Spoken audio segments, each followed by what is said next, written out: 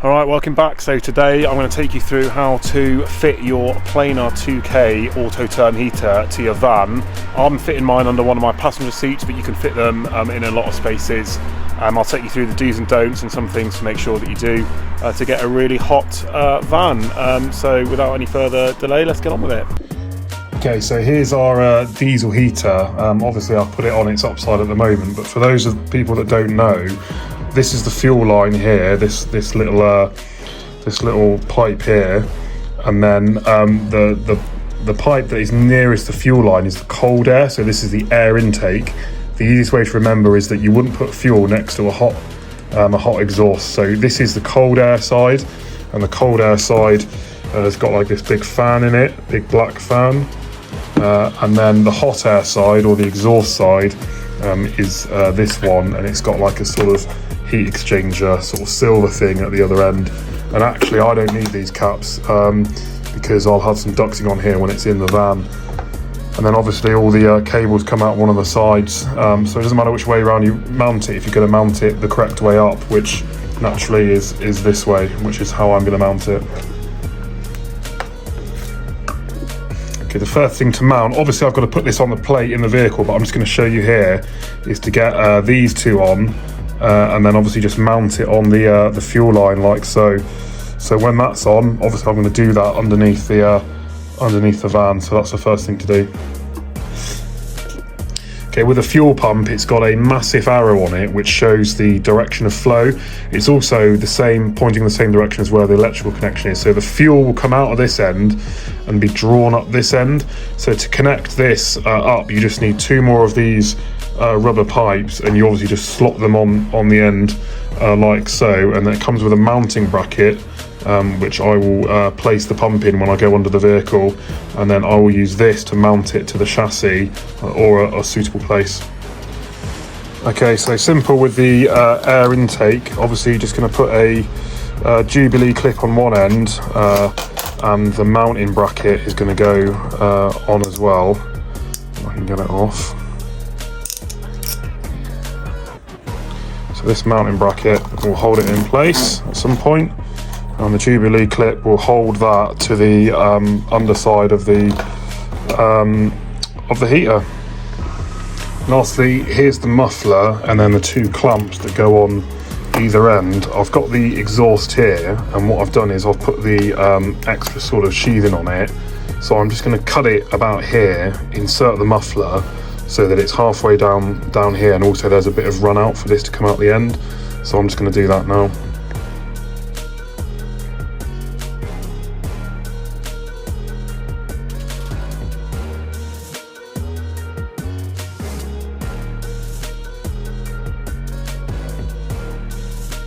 Right, as you can see here, this is where the heater is going to go. Now, that is a rubber grommet, and I think that is really obvious under the van. So what I'm going to do is I'm going to take my hole saw, I'm going to go underneath, and I'm going to put a hole, hopefully, right through here. And I'm just going to drill a pilot hole through, and then what I can do is I know that I'm safe, and then I'll drill through from the top, and then these ribs will have to get removed as far as the square mounting bracket plate is. Because as you can see, when I put it down, obviously it's going to have to sit, that's going to raise it up, and I don't want that. So basically what I'll do is cut down here on both sides to remove it. But we're just going to pilot hole through now from the bottom and see what happens.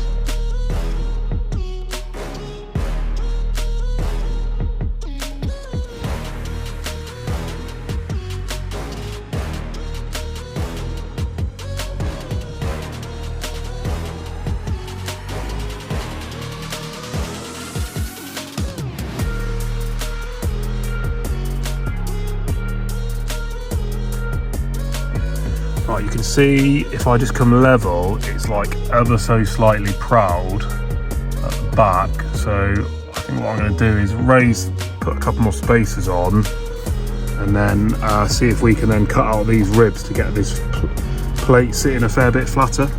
Here's where I'm leaving it for the night. So it's just the strong as you like adhesive on there. I'm going to have to silicone up a couple of those gaps, but yeah, it should be alright. Sitting flush, should be good.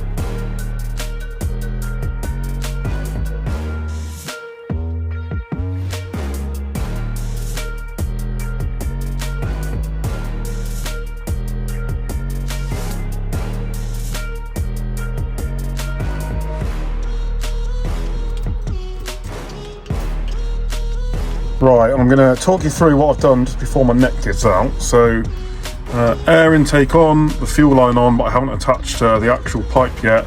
The exhaust is on, and it goes down front here, and I've attached it just here, and with the exhaust facing down, because they tell you not to mount it forward, but that's so you don't get air and all sorts into it. But if it's facing down, then that's not going to happen.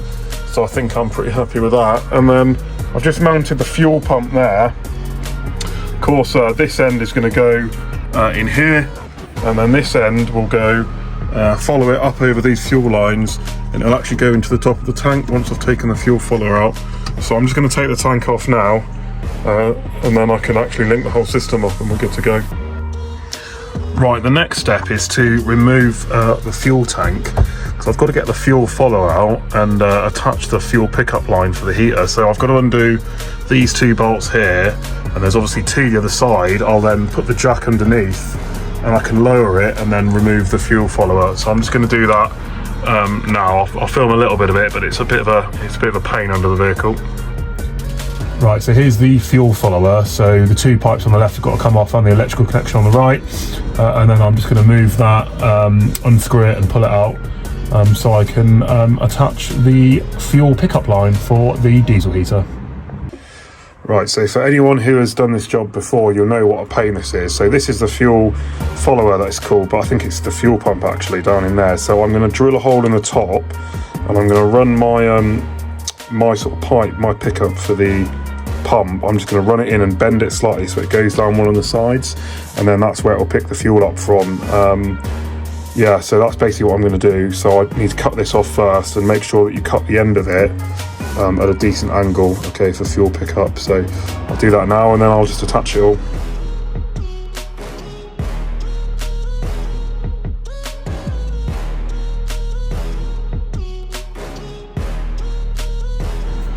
Right, I've done some kind of black magic to get this to fit. So that's where I fitted it. If you look down here, it goes down from the top and curves down and round and into the bottom.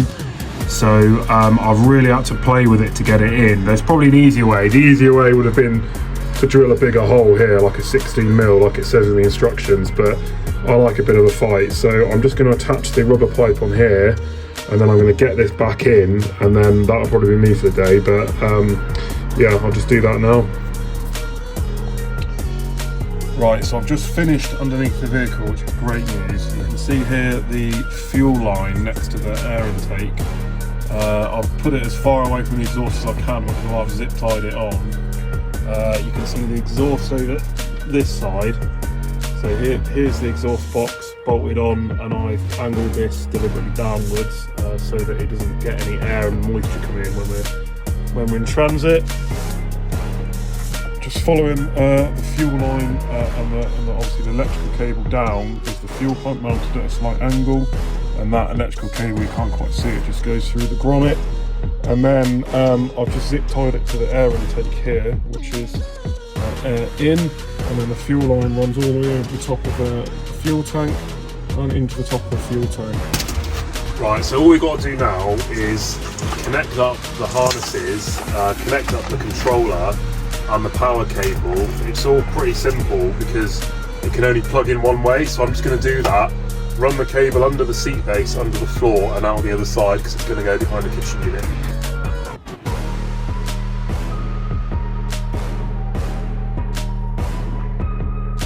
Right, so I've run all the cables under here and round the back of my kitchen unit and out here.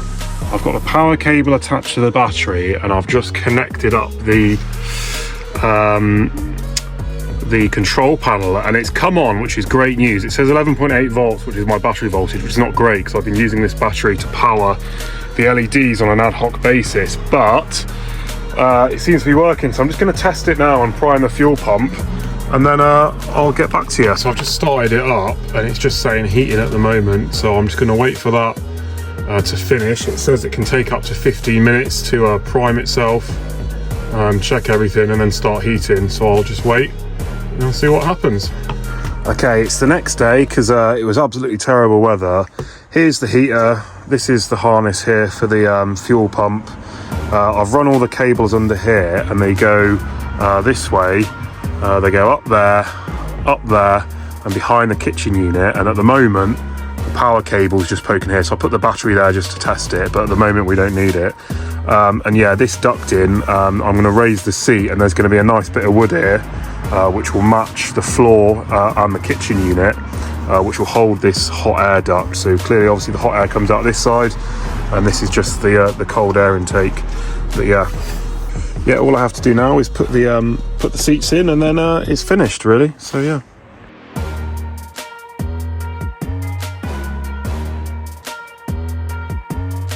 Alright, thanks again for watching. That's it for another week. So this weekend, so in the next sort of 7 days, I'm going to do the electrics, and I've just had the delivery from VICTRON Energy, so super exciting times.